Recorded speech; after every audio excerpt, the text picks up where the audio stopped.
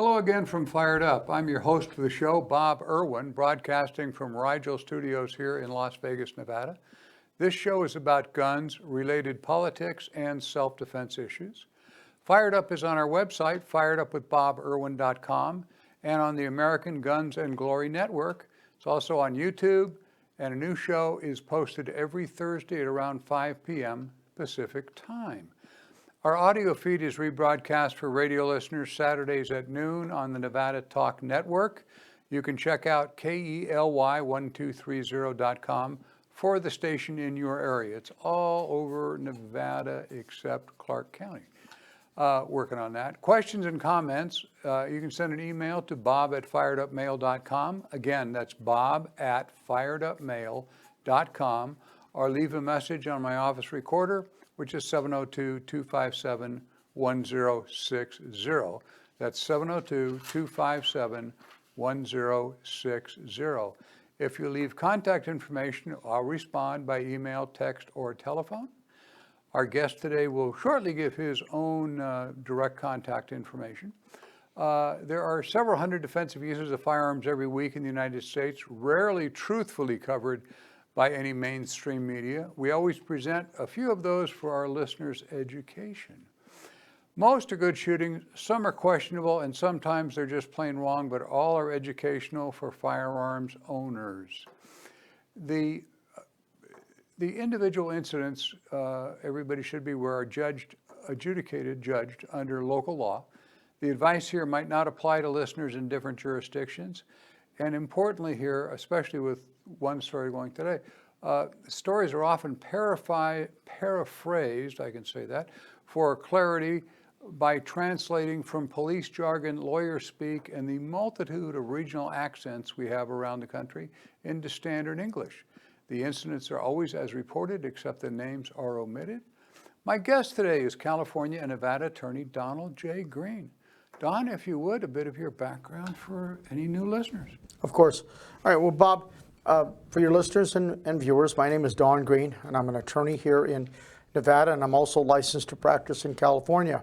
Now in both states, nearly 36 years. The emphasis of our practice is our firearms related, both criminal, administrative proceedings before various agencies in the state of Nevada, state of California, representation before the Bureau of Alcohol, Tobacco, and Firearms, appeals before the FBI, cases involving stolen guns, people wanting to know whether or not they can legally possess Class 3 semi-automatic, Class 3 automatic weapons, which happened last week, which were found in going through Dad's stuff.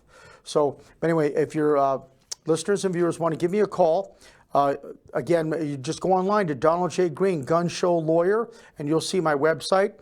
Or you can call me directly on my cellular at area code 702-409-8239. Thanks, Bob. All right. This first story was covered all over the media, and this is the one I had to paraphrase quite a bit trying to get through the jargon here of what was happening. This is from WPVI ABC TV 6, reported on November 2nd, 2019 in Philadelphia, Pennsylvania. An off-duty Pennsylvania police officer opened fire after he was threatened by two teenagers at around 2:30 a.m. Saturday in the 1000 block of West Chetwynd Avenue in the East Oak Lane area of the city. The 18th district officer had just finished his shift and was parking his truck near his home when a 17-year-old boy tapped on one of the driver's side windows with a gun. That would wake you right up. The second, a 17-year-old boy who apparently didn't have a gun, came up to the passenger side window and told the officer to get out or he was going to be killed. That coming home from work, there's a surprise. The officer, who was not in uniform, pulled out his personal firearm and fired several shots, apparently toward the armed teen. That would be the one who tapped on the driver's side window. Neither teen was hit, but a bullet went through a van parked across the street. The suspects fled on foot and the officer called for assistance. That's a good idea. A police lieutenant caught up with the two 17-year-old suspects at North 7th and West 64th Streets.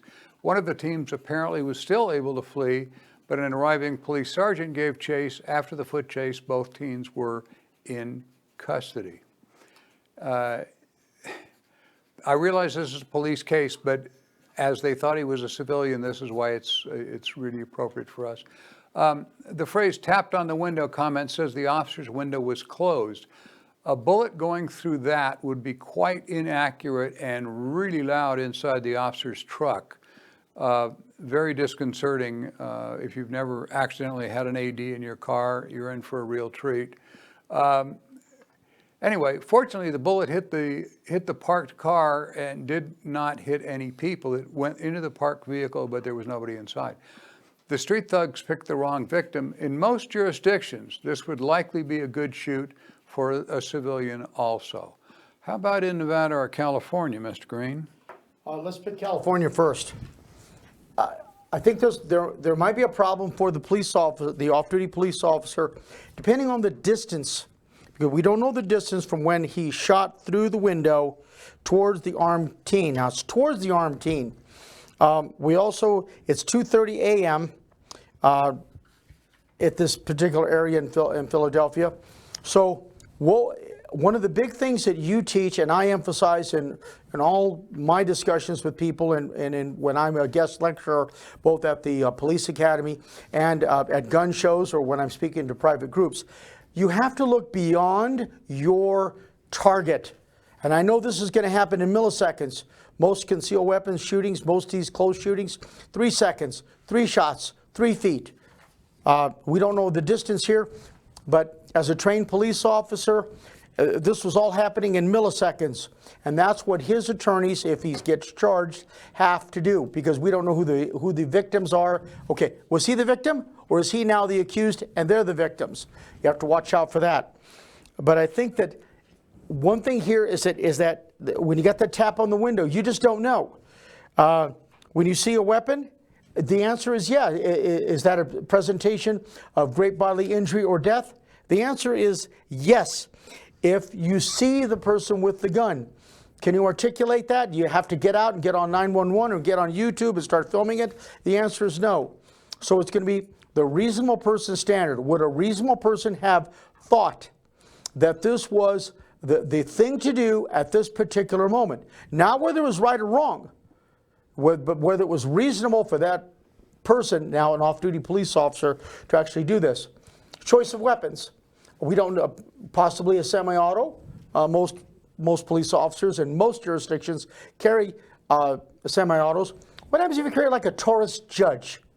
Now, the Taurus Judge 410 shotgun shell, 5 rounds, the ultimate anti-jacking weapon. It's illegal in California because it's considered to be a short barrel shotgun. But will those 3 discs and 9 ball-bearing double-aught shot pellets travel through that window at approximately 750 feet to 1,000 feet per second muzzle velocity? Will those be enough? Well, again, how close was this alleged victim? And as Bob pointed out, shooting from a car with the window down is bad enough. But when you shoot through the glass, do I read this right? Yeah. That he shot through the glass? Fired through the glass. Fired through the glass. Then you start getting a problem. And notice that he shot when he went toward the teen. So where was the teen? How was his body positioned? Was it his back? Was it his front? Because people are going to analyze this to death, and Bob is absolutely correct when they're talking about that this got a lot of media coverage. California is going to be real questionable, but I think Nevada's good shooting. California is going to be really questionable. Depends on the distance the teen was and whether the teen's back or his front, the front side of his body was facing towards the officer. All right. It's going to be a complicated case in anybody's court, I'm sure, with the anti-police stuff we have out there now. We're going to have a brief word from some of our friends and associates. Don't go away.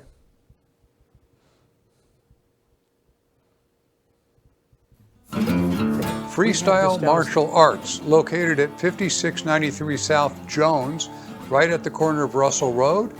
My friend Goker runs that studio. They train UFC fighters. They have classes for children, adults, old folks like me. You can reach them at 702-551-9009. That's 702-551-9009. CCS Gunsmithing is run by my good friend Chris Eifelt. He runs the NRA, Friends of the NRA dinners. He's on Rainbow and Sahara. You can reach him, a fine gunsmith, at 702-365-1732. That's 702-365-1732. Next is Attorney Jerry Creed. Jerry, the slide will tell you that he does estate planning and all that, which he does. He's here because he also does firearms trusts, particularly Class 3 trusts. If you own a lot of guns or any Class 3 firearms that you wish to pass on to your heirs, you need to talk to Jerry to make sure your will or your trust is up to date. It changes by the minute. He's at 702-806-7777. That's 702-806-7777.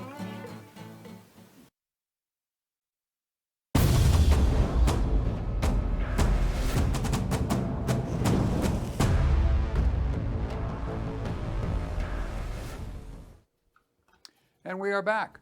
This story is from Fox 59 TV on November 2nd, just a few days ago from the time of this recording, in Henry County, Indiana, a home invasion just before 3 a.m. Monday morning. A male subject came through the front door of a home on US 40 between the Henry County line and the small town of Stragan. The intruder was apparently verbally confronted by the homeowner, but the intruder was able to tie up the husband and wife with zip ties and duct tape while holding them at gunpoint. The victim says the man was very efficient and never nervous. He then forced them to open a safe where he took guns and cash. He then left westbound on US Highway 40. The Henry County Sheriff's Detective, Sergeant Mike Reese, said, "I've been in law enforcement here for 24 years and I've never seen anything like this. I would be very shocked if this was the first time he'd ever done it," meaning the suspect. The deputy is not releasing the victim's name and will only say that they are from a prominent local family. Sergeant Reese added that most homeowners in his county are armed and willing to shoot if necessary. The homeowners don't believe they have met this man. He was wearing a mask, but they say he's a white male in his 40s. The Sheriff's Department urges anyone that has seen anything too suspicious or got video of this or anything around the highways that time of night would contact the Sheriff's Office. In this case, sometimes the bad guys get the drop on you. It happens. Video cameras, Ring doorbell systems, decorative steel gates, automatic lights, yappy dogs, neighborhood watch, etc. don't stop some professional criminals. Cooperating or fighting is a judgment call that you must make based on your reading of the opponent. The perp here appears to be smart enough to want to avoid the murder charge and a lifelong manhunt. Comments on this, Don? Basically 3 words: in cold blood. Yeah. This is what reminds me of that Truman Capote story of those 2 guys that killed that family, I believe in Kansas or Nebraska in the late 50s and early 60s. I'm not trying to be Sherlock Holmes here or Mr. Criminalist, but it's pretty apparent that this suspect knew exactly what he was doing. He knew exactly what victims he wanted, and notice that this is between the Henry County line and the town of, Straughlin or Strawn? Yeah. So he knew exactly what to do. Would a weapon or would an alarm, such as from a dog, slow this down? Answer, yes. Breaking glass, we don't have any evidence of that. And the point here is that we look at the time, 3 a.m., look at the location, check out everything. And like you said, if you're going to live this kind of an area, you need to avoid the conflict or to slow things down. Put here in the Southwest, put some cactus by your window. Don't put all this overgrown stuff, and put the extra latch or a bar in your sliding glass door. Make sure your pool light is off. Make sure you're not inviting this particular type of activity. So, like I said, this family is probably very lucky, and as Bob points out, this suspect wanted to avoid detection and a possible lifetime looking over his shoulders if the authorities were looking for him. And notice he brought his own duct tape, his own zip ties. It seems to me this man knew exactly what he was doing. Yeah, a very, very, apparently very professional criminal. And like as Don said, there's some of these guys, the really, really, really smart guys can get away with this for years and years if they cover their tracks properly. We all know that. Every retired police officer has somebody or two or three suspects they never found, and it haunts him for the rest of his life. And I'm afraid this is going to be one of those cases. I think that's exactly why he didn't murder these people. We're going to have another brief word from some of our friends and associates. We'll be back in just a minute. Don't go away. Attorney Don Green, who is a regular on this show, as most of you know, specializes in gun litigation, firearms law, firearms license denials, things like that, and defense in firearms accusation cases. You can reach Don at 702-409-8239. That's his cell phone, 24 hours, 702-409-8239.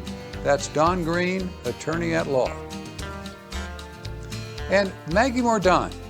Maggie, you can find her to start with by just searching CCW Maggie, M-A-G-G-I-E. Maggie is the firearms instructor extraordinaire. She teaches all sorts of classes. She trains instructors. She teaches at the county range here in Clark County. Great instructor, an NRA certified everything. I've known her forever and ever. You can reach her at 702-375-5900. That's 702-375-5900. And Ricardo's, my favorite watering hole. They're located at Flamingo and Decatur here in Las Vegas, Nevada. The owner's name is Bob, so tell Bob sent you. You can reach them at 702-227-9100. That's 702-227-9100. They have banquet facilities and electronic stuff available for clubs and meetings and so forth, and you will love the food. Battlefield Vegas, the new home for being associated with Fired Up, is located directly behind Circus Circus right off the Las Vegas Strip. It is the most amazing place you will ever find for firearms to shoot in their range. You can shoot a minigun in there. They have all sorts of high-powered machine guns and so forth. At their outdoor facility, they rent tanks. You can actually crush a car with a tank.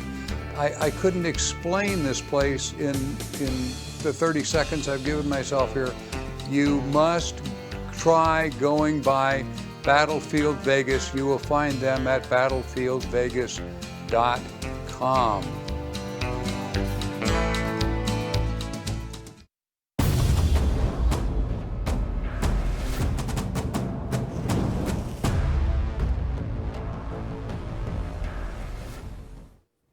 And we are back. This is not a news story. This is Bob Irwin doing an opinion piece with Don's help and assistance here. The debate over gun control is intensifying. Unless you've been living under a rock, you know that. Watching the antics of the left side politicians leaves no doubt that the Democrat candidates at every level are going to take your guns away and take away your right to self-defense if they win any office in 2020.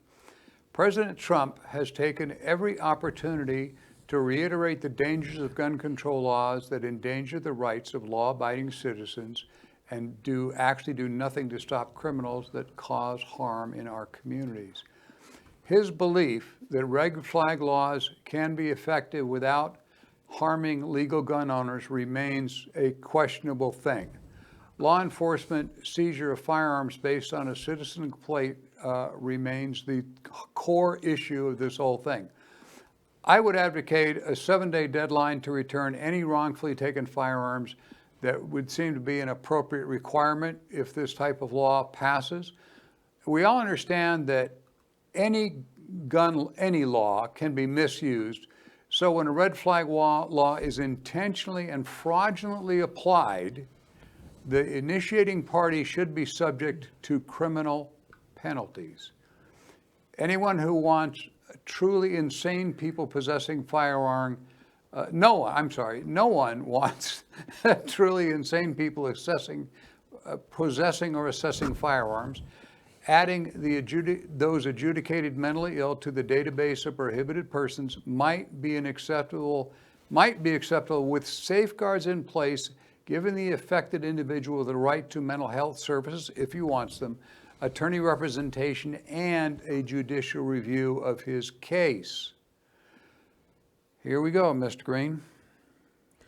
Our red flag law in Nevada becomes effective on January 1st, 2020. We now have the possibility of one of the men who helped author this particular provision into law possibly might be filing for Nevada Supreme Court, an opening next year, which means that one of 7 Nevada Supreme Court justices could be very anti-gun, although they are sworn to uphold the law. But this is a law, and this is how deep it's going. Now, while I personally like this particular judicial candidate, I have differed from him on his particular politics for several reasons. The third point here is that, first of all, we have the effective date, Nevada Supreme Court possibly having one of these men on the court. The third area, which I see as a potential problem, it's always going to come up in a divorce case. I guarantee you, there's not a divorce attorney in this town who's not going to try to take advantage of that, to get a tactical advantage in the divorce case. What about a nosy in-law who's got it in for you because you didn't lend him your car last weekend when he needed to go to the car show to California? What happens if you have a disgruntled child? And in today's world, all it takes is the word of a child walking down the street. Oh, I'm running away because my dad is verbally abusing me. And by the way, he's been yelling about his guns. So, and the police are not going to, are they going to be saddled with the responsibility of making the determination of whether to seize the weapons? What are the articulable standards? That they're not in there. Does the person present the danger? Well, does that mean that from one officer and one jurisdiction, I can guarantee you that in the 17 counties we have in Nevada, there's going to be 17 different analysis of this law. And in the hundreds of justice courts we have in this state, I guarantee you these gun judges are all going to have different takes on how this law applies. Now, Bob points out a point with which I've disagreed, and that's that, a 7-day return for an item wrongfully seized. Here's the problem. You, concerned citizen, male, female, have to prove that the weapon was wrongfully seized. Correct. How do you challenge the validity of a statement of a 13-year-old teenager who's found walking down the street at 2:30 in the morning, crying, and says that her dad won't let her stay out with her boyfriend late. And by the way, he's been yelling, and he had a gun on his hip when he said that. So these are the situations which you're going to get. So, and then what judge, what trier of fact is going to say, well, I believe the father instead of the child? Okay? During that 7-day period, or during any period, is it going to give an opportunity for the complaining victim, whoever they may be, If it's a police officer who sees this, if it's a teacher, if it's any of the people who are required by statute to report this, it's probably not going to be so much of a problem. But when you've got the nosy in-law, the roommate who lives in the house with you, it's going to be almost like battery domestic violence. And 99% of the time, if the police respond to a 911 call for battery domestic violence, someone is going to jail. So will that give enough time for the victim to obtain a temporary protective order? Guess what? You can't possess your weapons. 18 United States Code, Section 922G. Effective temporary restraining order, you can't have the weapons. What happens if you have a protective order against violence? Well, the difference between the TPO and the protective order, one, you go to temporary protective order court, and in Nevada, the protective orders are issued by the justice of the peace, who brings both parties in, and you've got that burden of proof. So the burden of proof is always going to be on you. So don't expect law enforcement to be on your side. Don't expect these new gun judges to be on your side. Don't expect these advocates to be on your side. Everyone is going to be against you, because that's the purpose of this law, is to remove the firearms from decent citizens. Well, Don and I are going to agree to disagree on the purpose of the law. I think they're trying to correct a problem, but as he clearly pointed out correctly, that it's based on what the officer's view or the judge's view is of what you're thinking at the time. There are lots of people who have mental problems who are not dangerous, as the mental health people keep pointing out, that they don't attack people. There's just no way that this law can be applied without 400 pages of rules, and as Don very correctly said, each county sheriff and each municipal police department is going to interpret their own rules, and we are going to have an impossible task. He is absolutely correct that divorce lawyers use this all the time as a threat. Give me child support, or I'm going to, your wife will say that you threatened her with a gun, and she's afraid for her life, even though you've never hit her, and they're going to take your guns away. They do it all the time. It's a standard legal tactic to make the outcome of the case win for your client, whichever side you're on. And this is an absolute mess.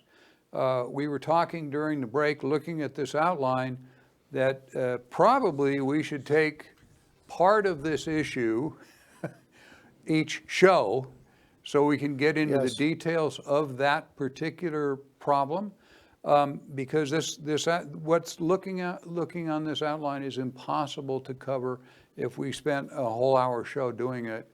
There are so many pitfalls in this.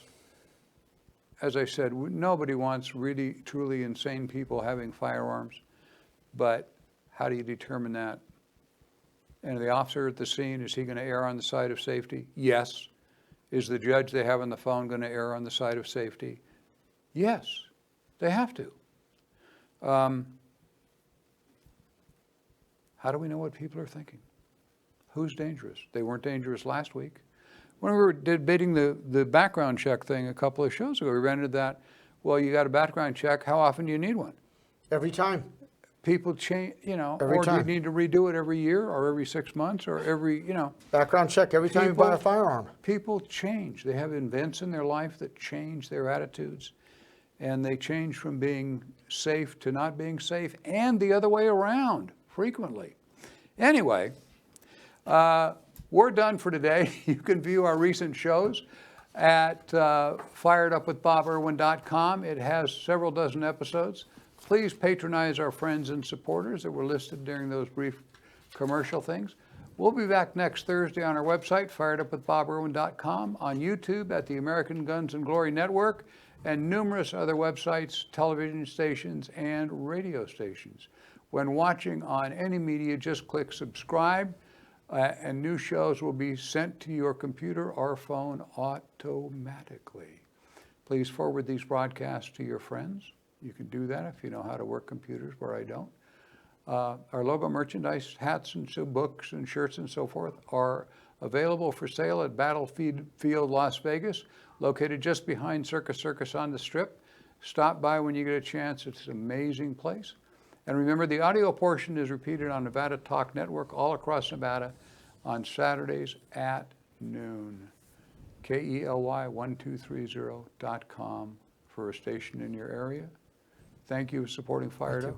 Thank you, Don. Thank you, Bob. And we'll see y'all in a week.